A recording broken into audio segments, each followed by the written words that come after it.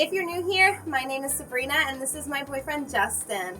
So if you haven't yet, go down there, right down there, hit that subscribe button down below, please. Many of you guys are watching our videos, but you're not subscribed, so go down there and hit that subscribe button. Turn on the bell for post notifications. If you don't have a YouTube account, just make one. Use your Gmail. Yes. It's really easy. Make a password. Then you can subscribe to other people too, not just us. Yeah. It's easier than having to type it in all the time. But guys, honestly, we love the support that we're getting. We're so thankful to get all of this support right off the bat. It's so important and so helpful for us. So thank you so much.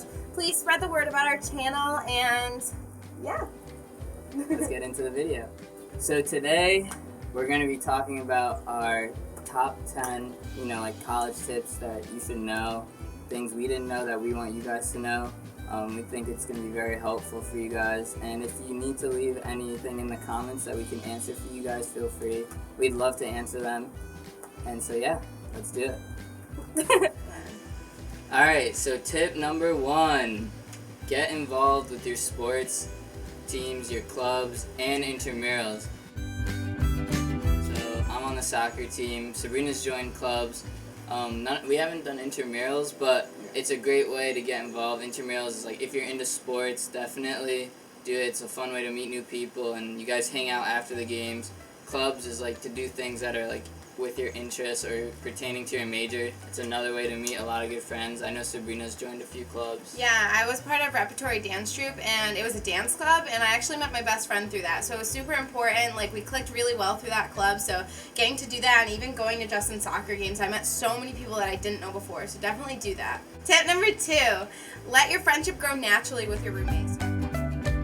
So I had a lot of things in mind when I talked about the whole roommate situation. So to let your friendship grow naturally, I mean, like in high school, I feel like a lot of people have a lot of stress around being best friends with your roommate right away and like getting a super big bond with them. And that's important, but it's much better to let it grow as time goes on, because you guys are going to live together. You guys are going to have things you love about each other and don't like, and you guys are going to have to talk about those things. So letting it grow naturally is important. And also, a lot of people from high school talk about like rooming with their best friend from high school or someone that they knew in high school, but like college isn't like that. Like, you're gonna want to not do that. It doesn't work out correctly, and even though you were best friends in high school, it might not mean that for college. So yeah. And so I roomed with a lot of kids on the soccer team. One thing I wish I did was get out and like really branch out my friendships with people not on the soccer team. Like, I don't really have any good friends outside of the soccer team, so if you're on a team, I would definitely recommend doing that. I think it's a good way to meet more people, for sure. So tip number 3, put your schoolwork in your planner. Get a planner. You're going to have all your syllabi. You're going to have a lot of assignments that you're not going to be able to remember all of them, so putting them in there is helpful, because it's not like high school. No, honestly, no. I would... It's gone. She doesn't like bees. Sorry about that. So we're back. Just recovered from bee attack. By the way, it's like 100 degrees outside when we're recording this. So it's hot out here. We're doing it for the video. So drop us a like.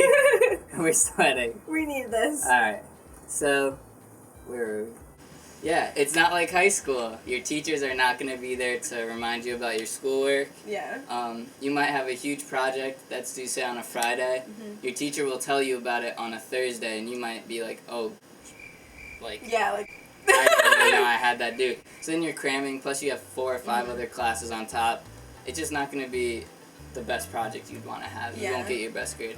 So put it all in your planner. It's really helpful. And planners are fun. You can like put your events in it, your time for you, your time for the gym, like homework, as Justin said. Like, I know if a lot of people are homesick when they get to college, you could put like when you're going home and like 4 days till this happens. So it's just fun to have, and it helps you really stay on top of your work. Tip number 4.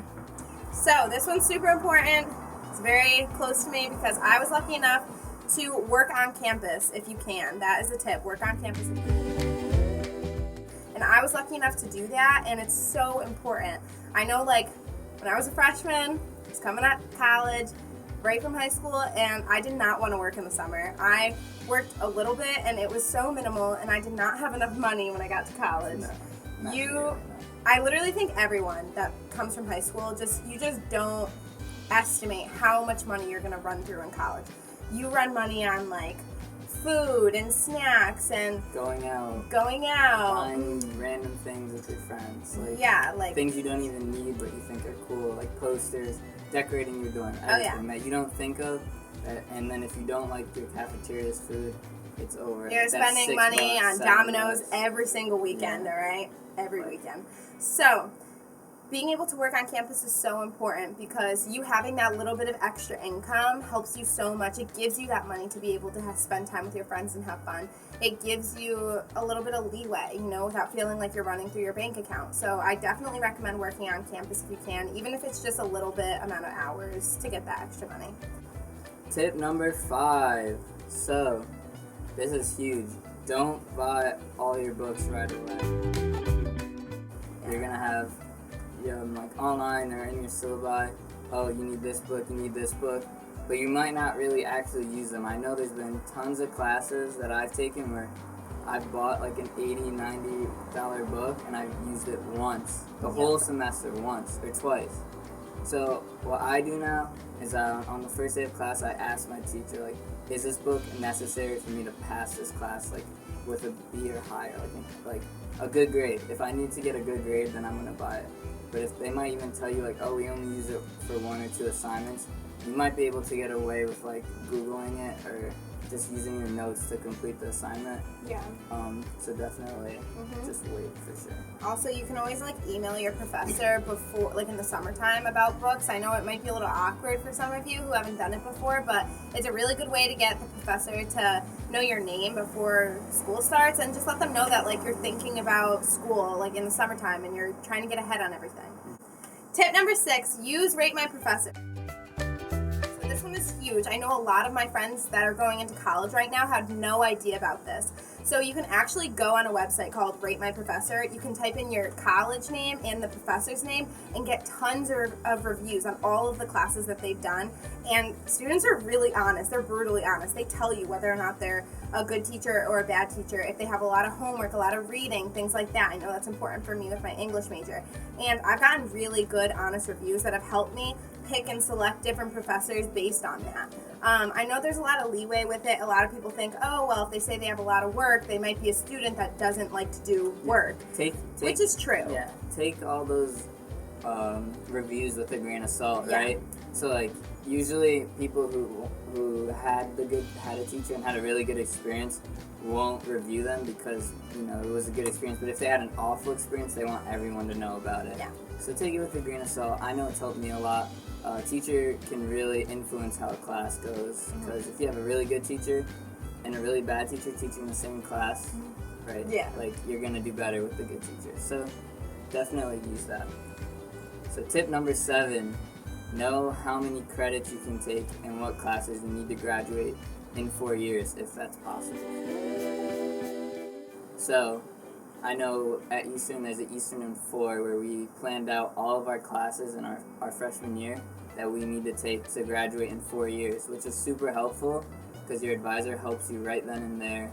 Like, you know what classes you need, you know when you need to take them, because only some classes are offered in the fall and then some are only offered in the spring. So you could really screw yourself if you don't know what's going on. Yeah. So that's super important. Also, like, I know going in as an incoming freshman, they don't really let you know the maximum amount of credits that you can take. I only took 12 and I didn't know you could take 18. So if I took 18 credits, I would have been so much more ahead, and now my junior and senior year would have been so much easier if I took 18 credits as a freshman. So talk to your advisor. We'll talk about that more, about your advisor and professors, but talk to them, get the information from them, because if you can get ahead, do it.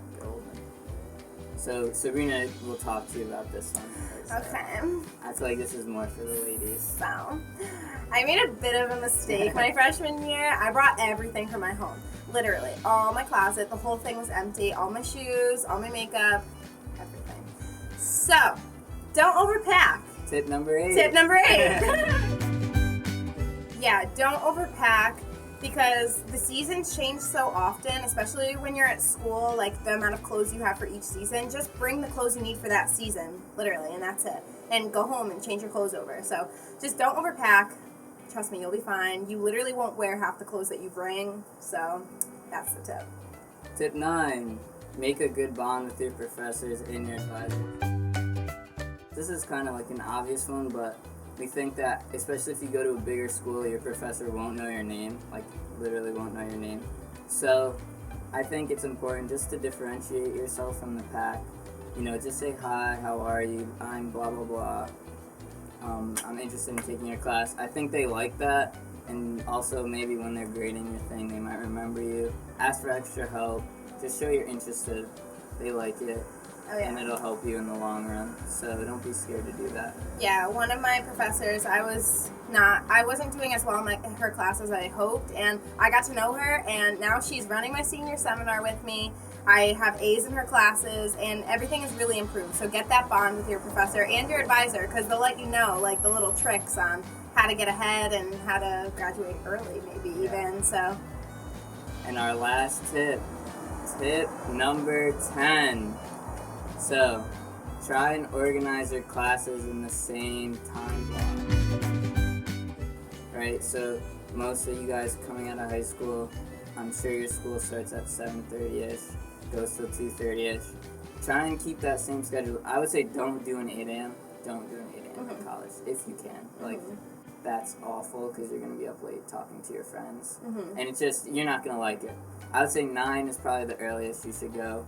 But so what we mean is do all morning. So like if you need to take 4 or 5 classes, do like 9 to like 1. Like all your classes should be done within that time area, 9 to 2. Yeah. Or if you don't want to do the morning, you want to do the night because you have to work, then schedule all of them in the afternoon, like 3 to 7, 3 to 8, like whatever you have to do. But don't do like a morning class like at 10 and then you end 2 classes at 12, then do a class at like 4. Yeah. Because it's just like, it's not enough time. Yeah, you really won't have time for yourself, have time for your work, have time for your relationships or friends or things like that if you do it that way. So really try and structure it all at the same time, and try and just get your stuff done, you know? Like, you're already on that same schedule from high school, so you might as well continue it.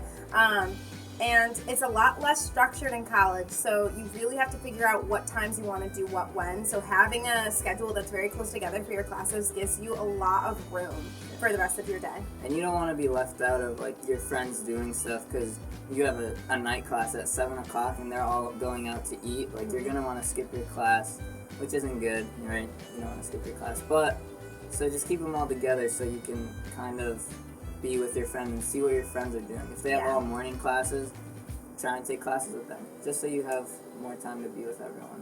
Yeah. So, alright guys, so thank you for watching our video. That was the top 10 tips you should know about college. We really hope you enjoyed it. We really hope you have a great first semester in college. Again, if you have any questions, leave them in the comments. Like our video. Please subscribe. Yeah. We really appreciate it. We love making this video. We love making all these videos for you guys. So, yeah.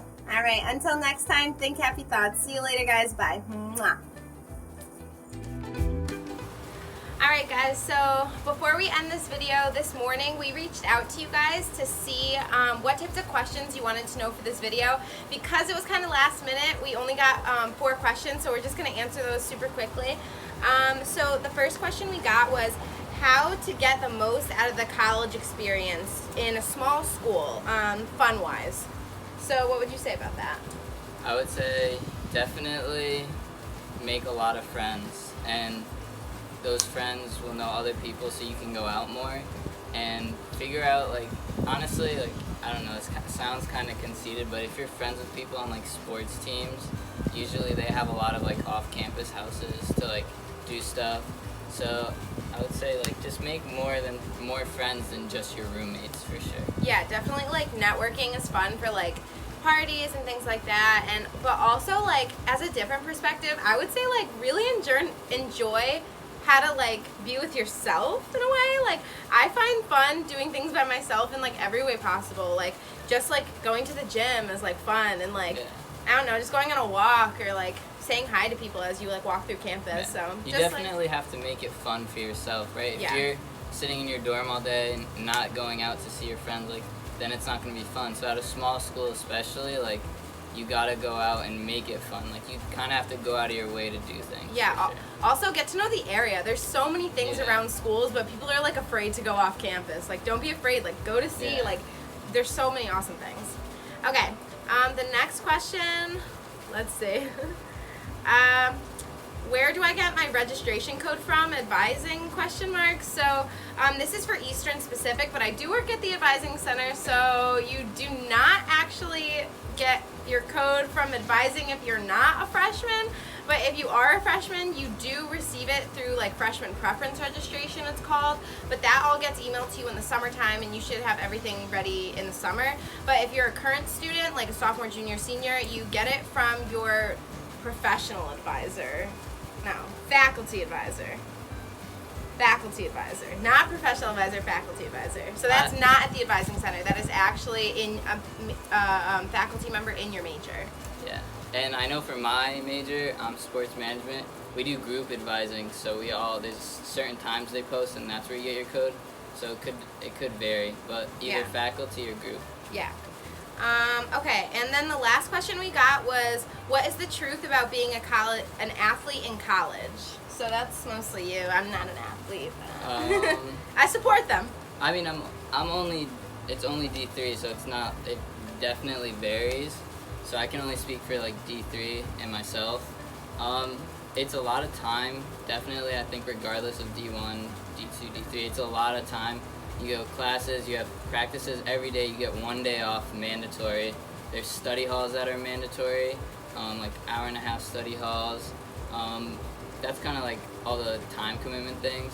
Then you have to work out, blah, blah, blah. So a lot of time commitment, but being an athlete, like, is fun because you're representing your school to a higher, like, so you need to hold yourself to higher standards, which I think is good for, like, real life things. And you meet a lot of people, like, I know a lot of people from different teams that I'm friends with, and the main thing of being an athlete is the bond you build with your teammates. Like, that bond you build is, like, you're gonna make friends forever that you do everything with. Yeah. So I think that's, like, the biggest, is the bond that you really create from being together all the time. You guys relate to so much. Mm-hmm. So I think that's the biggest, I'd say, positive about being a college athlete. There's not many negatives except for how much time you have to put in, but that's not really a bad thing either. And also, like, seeing him grow as a college athlete, even though it's hard and there's a lot of, like, commitments and things like that, like, he's grown a lot, like, with his relationship with his teammates, his coach, like, everything. He's just grown. So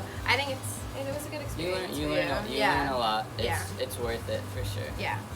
All right, so that was all of our questions. Next time, we'll make sure to reach out a little bit earlier so we can get some more before the video starts. Hopefully, we can actually do a Q&A for you guys about college if you guys want that, so let us know down below. Yeah. And, thanks for the questions.